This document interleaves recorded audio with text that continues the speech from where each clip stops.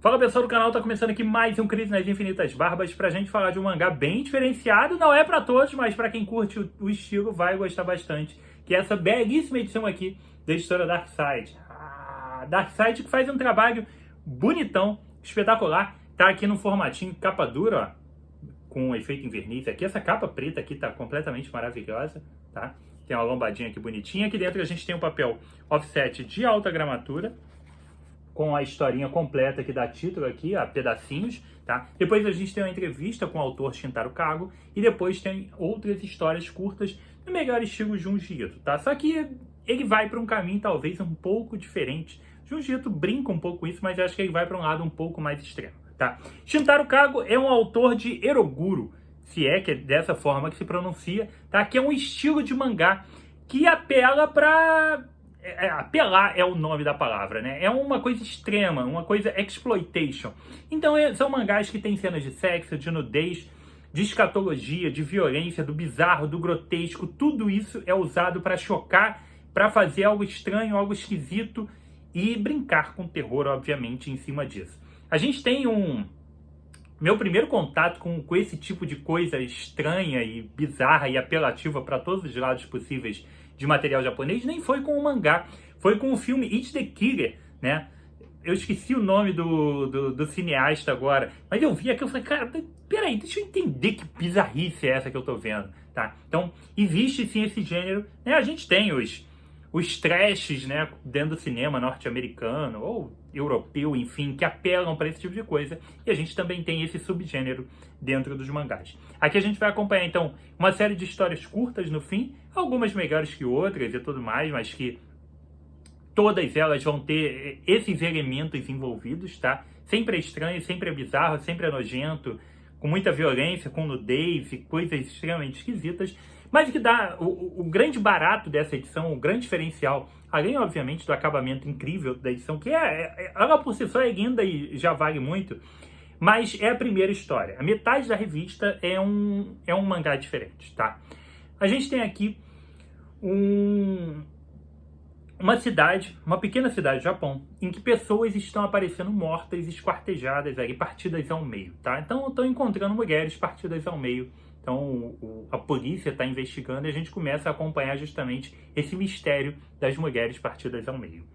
No meio disso tudo, a gente começa a saber quem é o assassino e ter uma ideia ali de algo por trás dessa história. Mas esse é só o primeiro ponto, tá?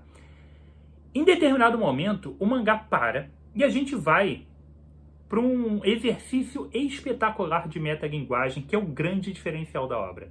A gente acompanha o próprio autor, Shintaro Kago, falando um pouco sobre as manias dele e tudo mais, e ele entrando em contato, na verdade, uma editora, né, entrando em contato com ele, querendo um novo mangá. E ele tá explicando para ela que ele tá a fim de se distanciar da Eroguro, ele quer fazer alguma coisa diferente. Ele cansou desse negócio do bizarro e tal, ele quer produzir alguma coisa diferente, ele quer brincar com um mistério.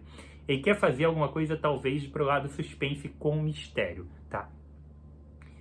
E a gente descobre que ele vive na cidade em que está acontecendo essa série de assassinatos. Então a gente começa a entrar nessa brincadeira aí. Peraí, o autor do mangá que eu estou lendo, ele vive dentro da cidade do... Então começa toda essa brincadeira de metalinguagem.